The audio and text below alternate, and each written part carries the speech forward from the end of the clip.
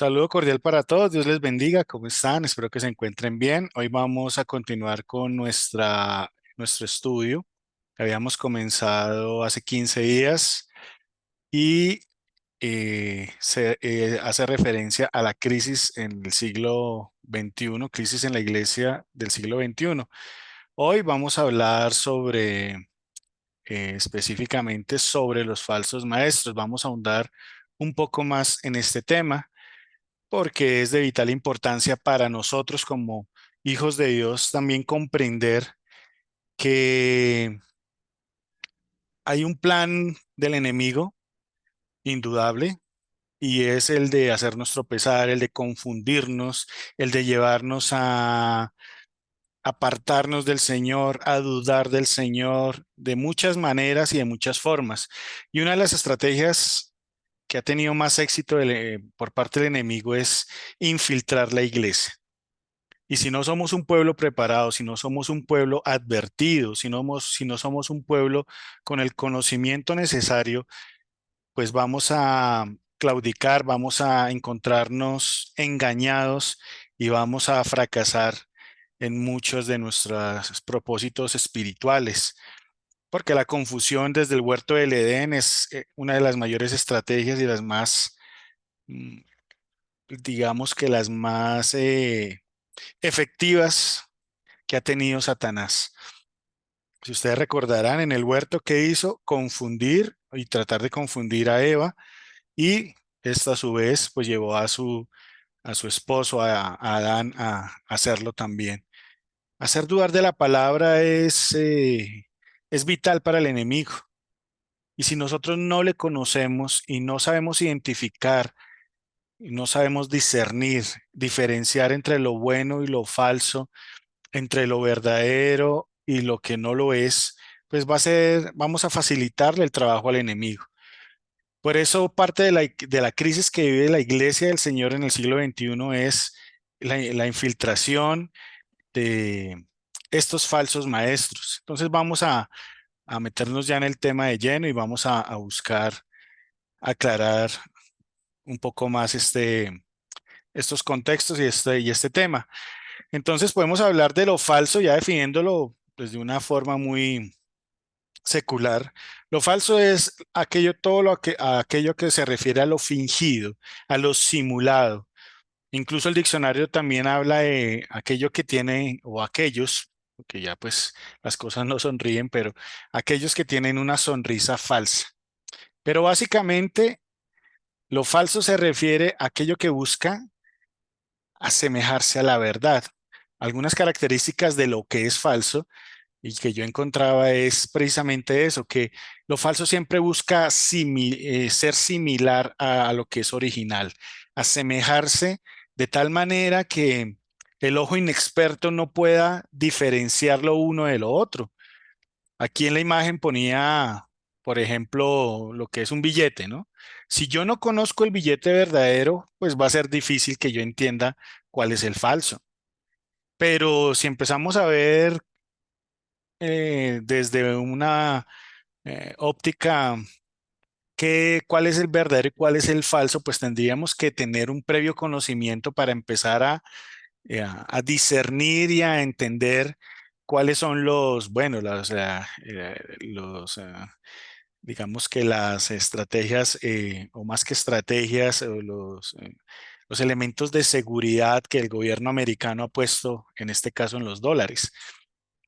Pero eso es algo que es característico de lo falso. Se parece lo uno de lo otro. Hay que empezar a ser un poco más escrupuloso a la hora de diferenciarlo. ¿Cuál es el propósito de hacer algo falso, de crear algo falso? Pues es simplemente engañar.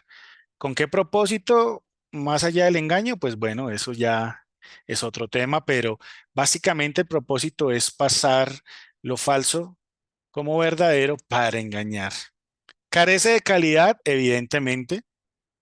Siempre lo verdadero tiene, si por algo se caracteriza lo verdadero es porque tiene una connotación de calidad específica, unas cualidades que requieren tiempo, requieren inversión, requieren muchas cosas.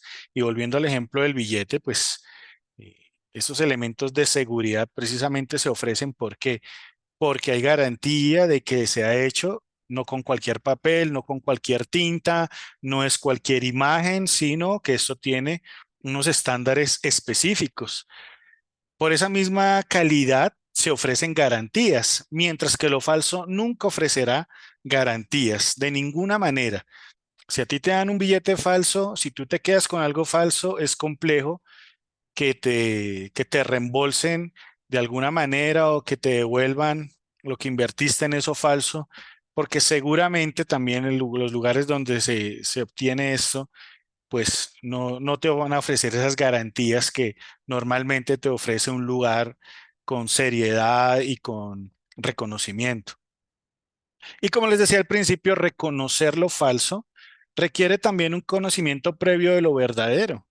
Es decir, que yo requiero tener un entrenamiento, por decirlo de alguna manera, previo y unas capacidades que me lleven a reconocer fácilmente eh, qué es lo verdadero y qué es lo falso. Yo trabajé en un almacén de cadena y pues en alguna ocasión yo estaba en seguridad y estaba en una puerta y a uno pues le pasan, la gente va saliendo y le pasa a uno los recibos de compra, ¿no? Los que le dan en la caja.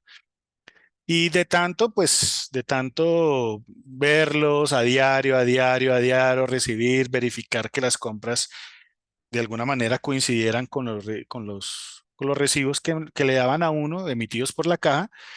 Recuerdo una vez que una pareja pretendía salir con una gran cantidad de licor, supuestamente que habían comprado al mayor. Eran muchas cajas. Cuando me dieron el papel, inmediatamente pude reconocer que no era original, que era una copia, que era falso. Para el ojo no entrenado, pues era fácil tal vez el engaño. Y si uno lo miraba en detalle, superficialmente, pues eran muy similares, pero ya haciendo un énfasis y un estudio un poco más escrupuloso, pues nomás con el tacto ya pude identificarlo. De esa misma manera, cuando nos acercamos a la vida cristiana, el Señor quiere que le conozcamos a Él. Si por algo es reconocido el enemigo es porque es Él el padre de la mentira. Él quiere siempre buscar asemejarse al Señor, buscar pasar por alguien también que puede ser igual o mejor que Dios, evidentemente no lo es. Entonces, una de sus estrategias es engañar. Mi pueblo se perdió por falta de conocimiento, dijo el Señor. Y ese conocimiento en la palabra del original viene del hebreo dat.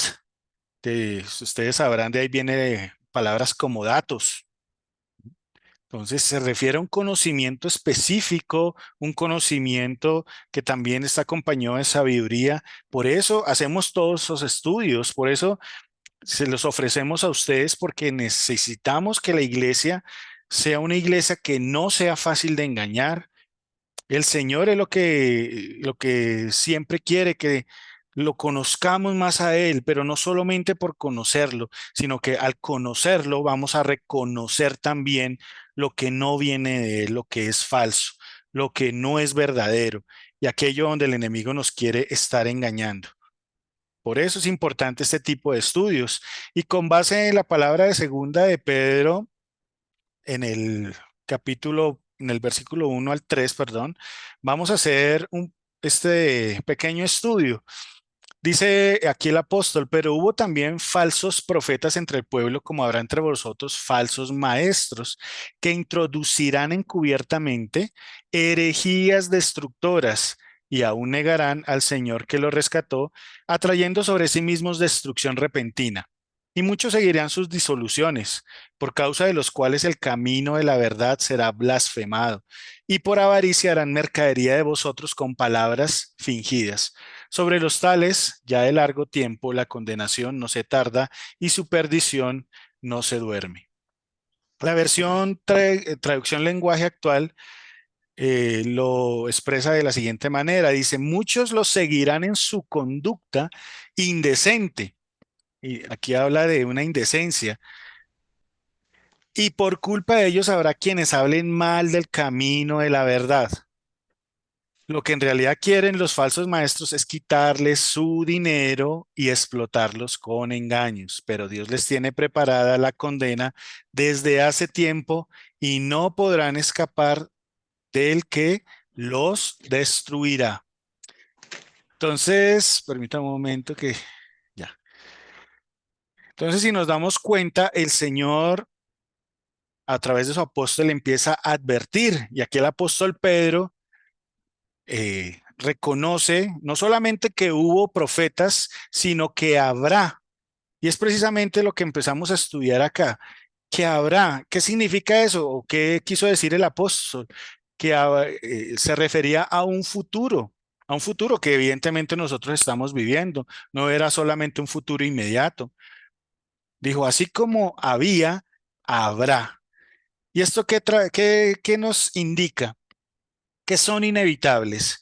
Y más aún, me atrevo a decir, con base en lo que dice la palabra, que son inevitables por voluntad divina, es decir, porque así Dios lo quiere y lo permite. Deuteronomio 13:3 nos aclara eso y nos consolida esta tesis. Dice, si se levanta en medio de ti un profeta o soñador de sueños y te anuncia una señal o un prodigio, y la señal o el prodigio se cumple acerca del cual él te había hablado diciendo, vamos en pos de otros dioses a los cuales no has conocido y sirvámoslos, no darás oído a las palabras de ese profeta o de ese soñador de sueños, porque el Señor tu Dios, miren lo que dice aquí la palabra, te está probando para ver si amas al Señor tu Dios con todo tu corazón y con toda tu alma. El Señor, dice aquí, te está probando. Sería más sencillo y más fácil para el Señor simplemente que murieran inmediatamente, por supuesto. El Señor sabe quiénes son, desde luego. ¿Cuántos son y dónde están ubicados y de qué manera proceden? Claro que sí.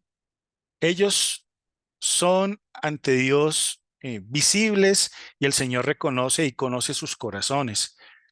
Pero el Señor permite que vivan, y no solamente que vivan, sino que se acerquen a su pueblo.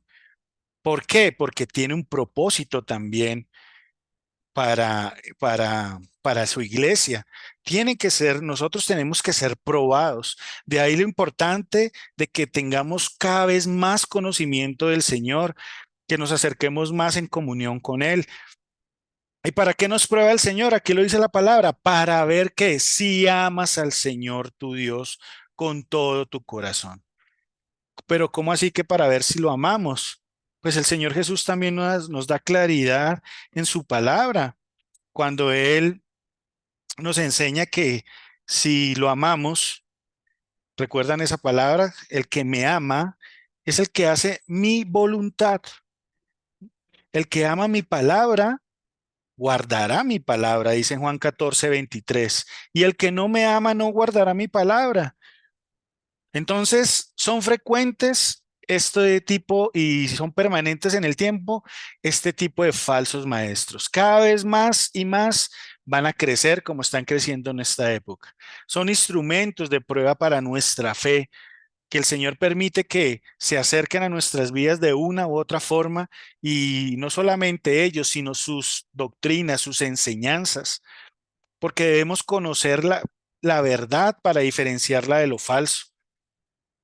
Esta palabra de Deuteronomio 13 va después, si ustedes van a todo el libro de Deuteronomio, el Señor primero les dio al pueblo, allí habla de cómo el Señor les habló, les dio sus mandamientos, sus 10 mandamientos a través de Moisés, les habló de las bendiciones de la obediencia, les dio instrucciones, perdón, el Señor les impartió el conocimiento de Él, que les estaba diciendo, vean, esto es lo que yo quiero de ustedes, esto es lo que yo quiero que ustedes obedezcan, esta es la manera que yo quiero que ustedes se comporten, obedezcan.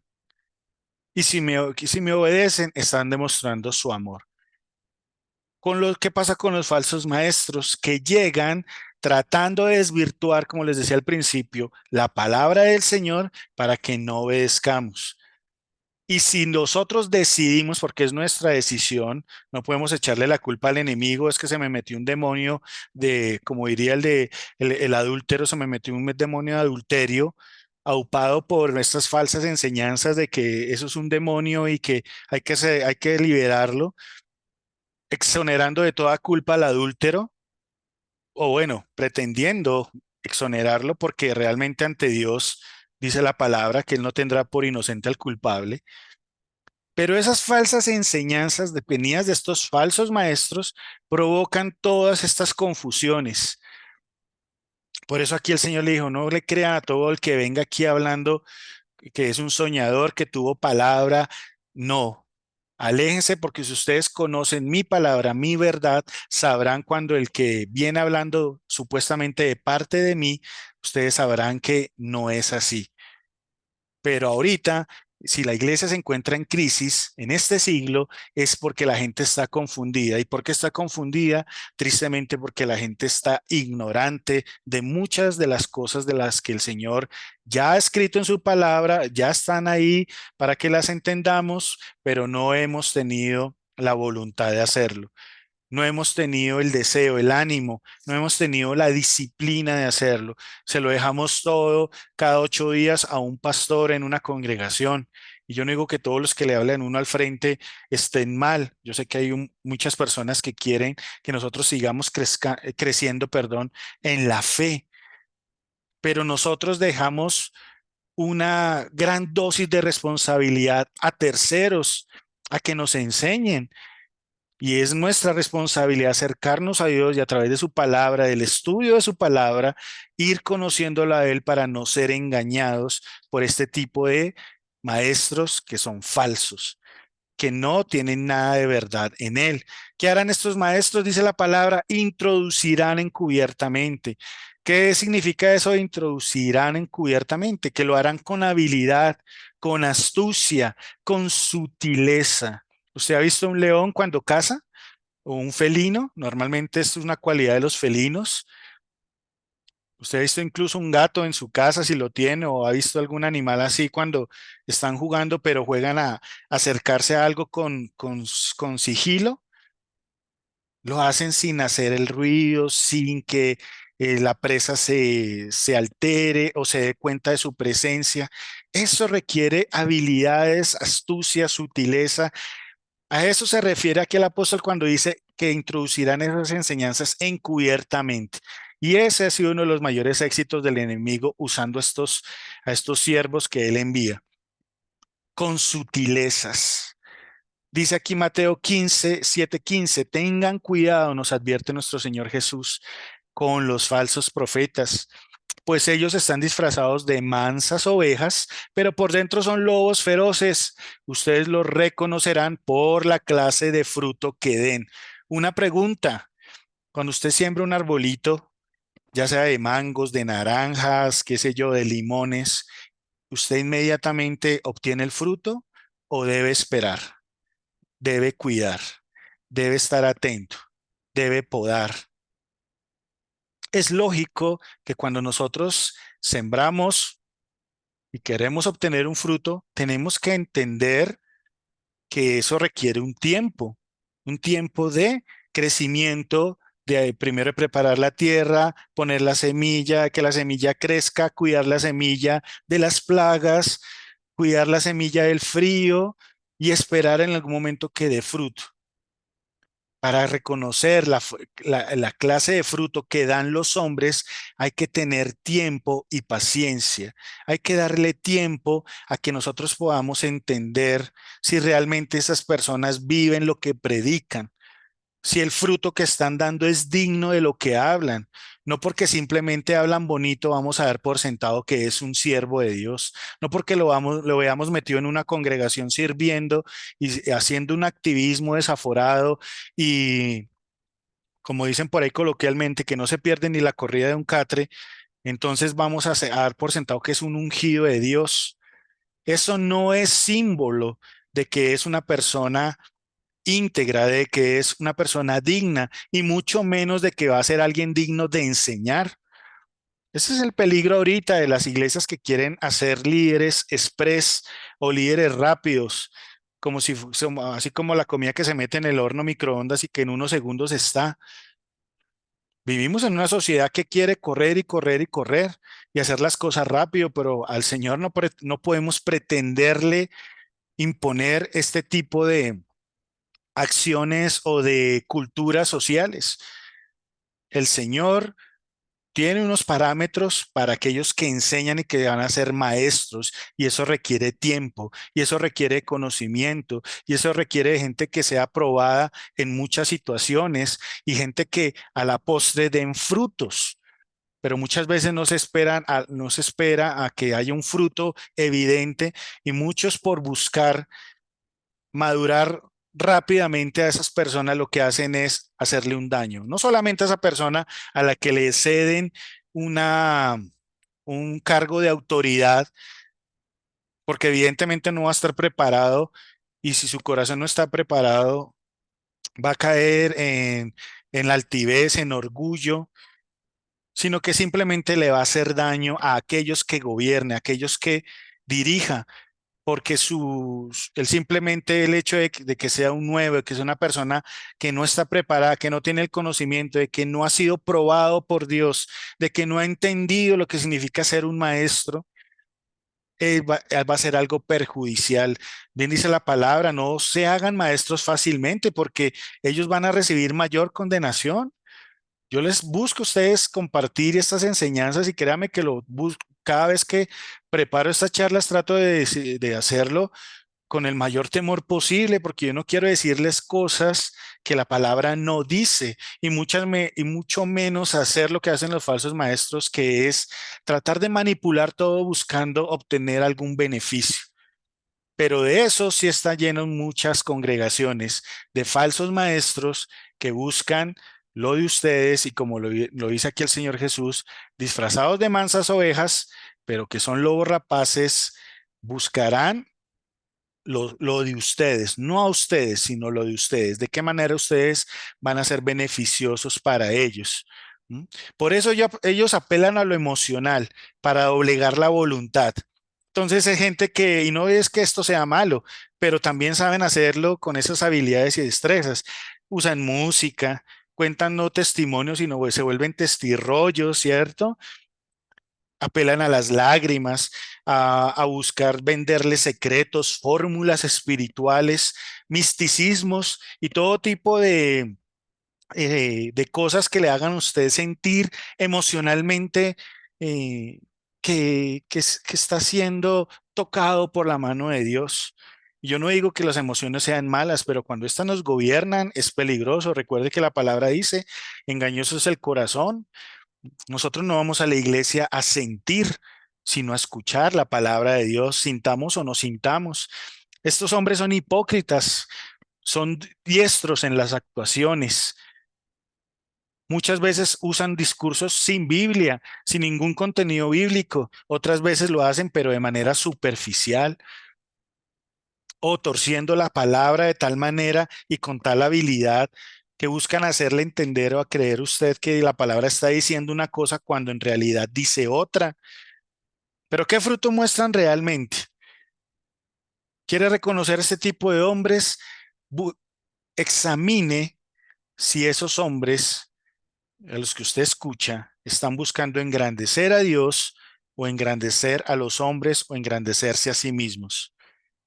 Normalmente el que quiere engrandecerse a sí mismo, primero busca engrandecerlo a usted. No, usted también puede, que usted también, tú eres un campeón, tú eres el hijo de Dios, la princesita de Dios, y por eso el Señor, y sí, puede haber parte de verdad en esas cosas, pero la finalidad con la que lo hacen, el propósito que hay detrás de eso, créame que tristemente son propósitos muy personales y que lo único que buscan es eh, de alguna manera abusar o usar o abusar de la gente y de las personas.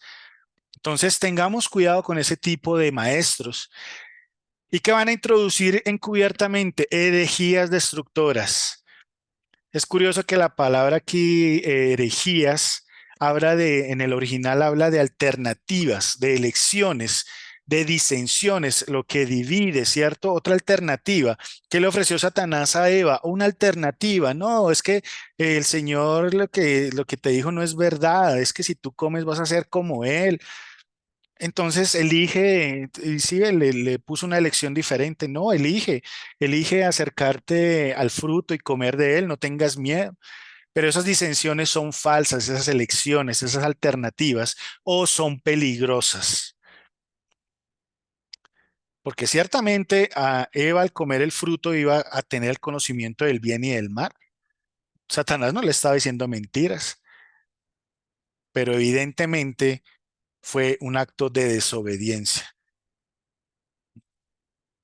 Satanás cumplió su cometido, logró su propósito y fue lograr que Eva tuviera una alternativa, una lección diferente a la palabra. Eso es lo que buscan los falsos maestros.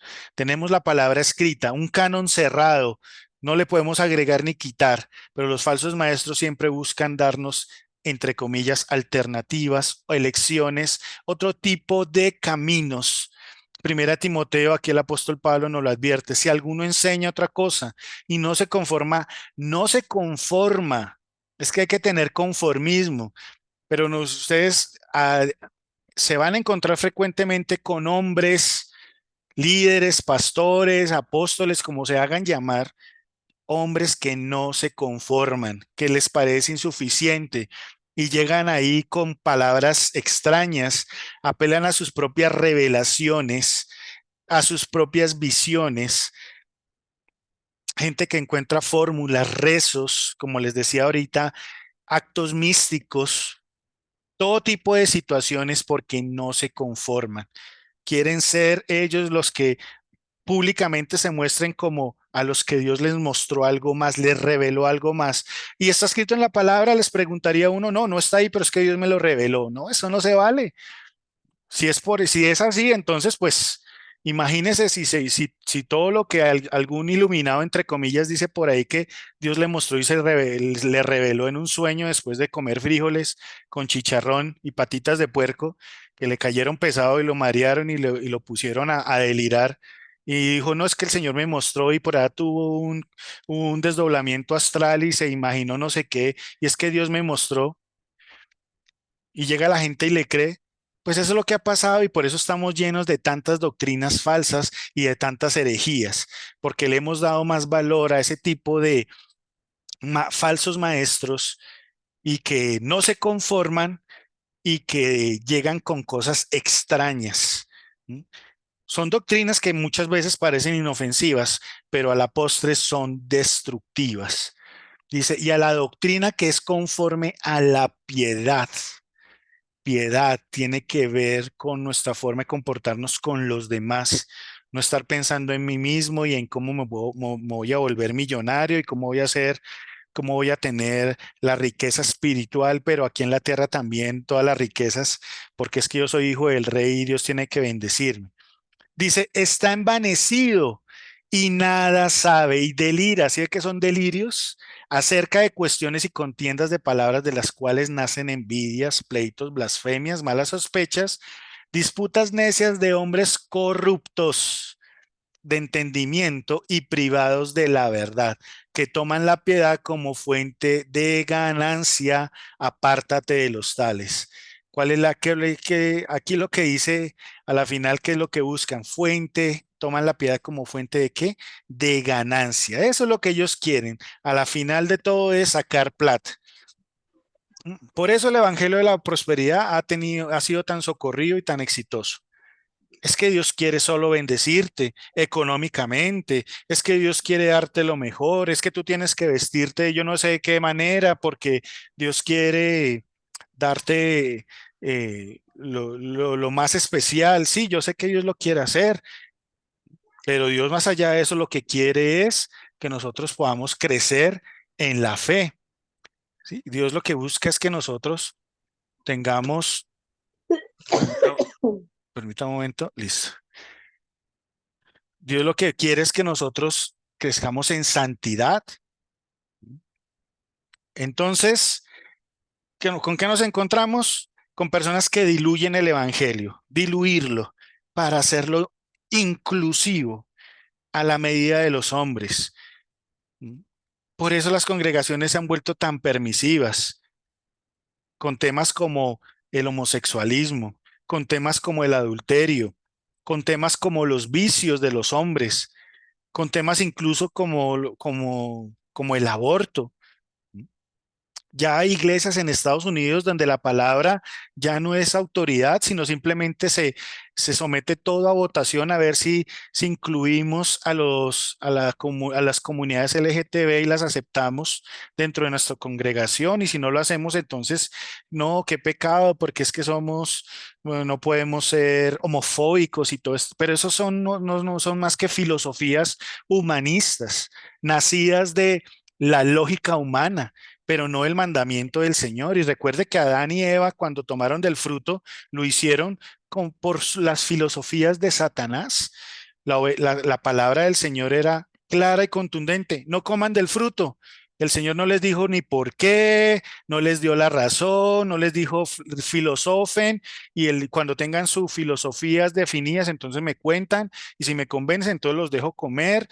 No, Él no nos dijo que filosofáramos, nos dijo obedezca. Por eso el Señor dice: el que me ama, mi palabra guardará. Entonces, este tipo de personas buscan eso, buscan agradar a la gente. Todo este tipo de evangelios, digamos, evangelios entre comillas o doctrinas, pues lo único que buscan es ser permisivas, permisivas con las cosas de los hombres. ¿Y esto a qué lleva? Dice aquí: aún negarán al Señor. Y con este punto ya terminamos por el día de hoy, que hay unas cosas más que debemos analizar de este texto de Segunda de Pedro, pero el tiempo no nos da. Dice, cómo niegan al Señor? No se lo dicen a uno de frente, no son fronteros como se dice por ahí, no, sino que de una u otra manera con las doctrinas que hablan, hacen ver el sacrificio de Cristo como insuficiente. Viene como lo dice la versión traducción lenguaje actual esta parte. Dice, y hasta dirán que Jesucristo no es capaz de salvar. Reitero, no lo van a decir textualmente con estas palabras, pero eso es lo que van a hacer creernos. El apóstol Pablo a los de Galicia, recriminándoles el apartarse de las doctrinas sanas de manera tan rápida, les dice: me asombra que tan pronto se hayan alejado ustedes del que los llamó por la gracia de Cristo para seguir un evangelio diferente. No que haya otro evangelio, sino que hay algunos maestros que los perturban y quieren pervertir el evangelio de Cristo. Pero si aún nosotros o un ángel del cielo les anuncia otro evangelio diferente del que hemos anunciado, quede bajo maldición, o sea, anatema, dice otra versión. Como antes lo hemos dicho, también ahora lo repito: si alguno les predica un evangelio diferente del que han recibido, quede bajo maldición.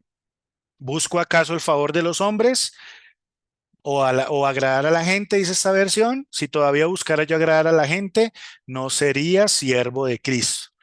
¿Mm? Entonces, ¿cómo se hace a Cristo insuficiente? Y estos maestros, ¿cómo lo hacen con sus enseñanzas? Con rituales, añadiéndole a todo lo que dice el Señor, rituales, rezos de palabras. Entonces, no es que hay que decretar, hay que declarar, o sea que no es la voluntad de Dios, sino el poder de tus palabras, entre comillas, creando fetiches. No, es que la sangre de Cristo, que es la que me debe servir para cubrirme de toda maldad, cuando el único propósito en la sangre a través de toda la palabra, no hay ningún lugar en la palabra de Dios que hable de un propósito diferente de la sangre: a lavarnos de nuestros pecados. No es para cubrirnos, no es para cubrir el carro, la casa, el perro, o qué sé yo, sino es el único propósito.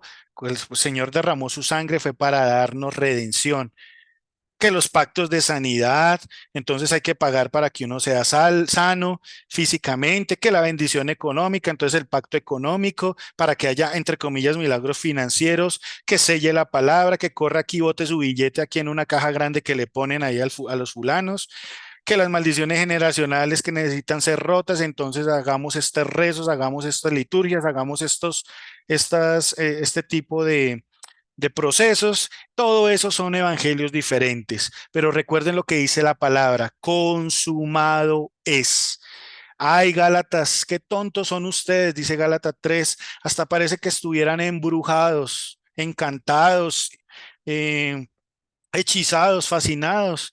Yo mismo les di una explicación clara de cómo murió Jesucristo en la cruz. Solo quiero que me digan una cosa: cuando recibieron el Espíritu de Dios, ¿fue por obedecer la ley o por aceptar la buena noticia?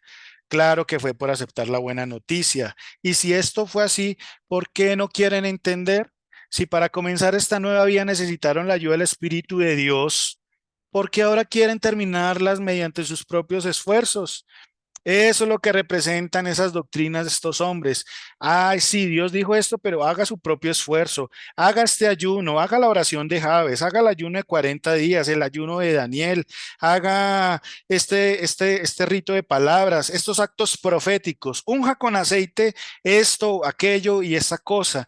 Haga este rezo mañanero porque no puede salir. No, antes se persignaba, ahora no, ahora reza en la mañana esto y empiezan a llenarnos de doctrinas diferentes. Cuando el Señor dijo consumado es, evidentemente debemos orar cada mañana y pedirle a Dios que nos acompañe, pero eso no debe tornarse en rezos que si creemos y si tú crees, perdón, que dejando de hacer estas cosas Dios no te va a bendecir, entonces estás haciendo a Cristo y a su obra insuficiente y creyendo que la vida cristiana no es por gracia, sino por obras. Vamos a dejarlo hasta ahí. En la próxima sesión vamos a terminar de ver algunas de las cualidades de estos falsos maestros y cómo seguir identificándolos. Pero por ahora, en este par de minutos que nos quedan, orémosle al Señor y pidámosle que nos ayude a reconocerlos. Y digámosle: Señor, necesitamos de ti. Necesitamos reconocer aquellos que son falsos y que traen unas doctrinas diferentes. Pero para reconocer lo falso necesitamos conocer lo verdadero. Y tú eres la verdad. Tu palabra es la verdad. Está escrito, Señor mío, tú eres la verdad, Señor Jesús. Por eso necesitamos más comunión contigo, más contacto con tu palabra. Necesitamos, Señor mío, acercarnos a ti.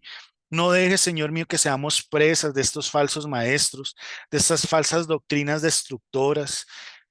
Que no olvidemos que tú ya lo hiciste todo en la cruz, que no necesitamos hacer rituales raros, extraños o atender a las visiones extrañas de hombres también extraños, haciéndonos creer que fuera de tu sacrificio necesitamos hacer algo más, porque esto no es por obras, es por gracia, un regalo inmerecido y que tú ya lo hiciste todo, Señor. Gracias por este tiempo y que tu palabra siga cumpliendo su propósito en estos hombres y mujeres, Señor mío, y que puedan ellos reflexionar en esta enseñanza y tú seas que los convenzas a través de tu Santo Espíritu. Te damos la gloria y la honra y te damos gracias por este tiempo. En el nombre de Cristo Jesús, gracias, Señor. Amén.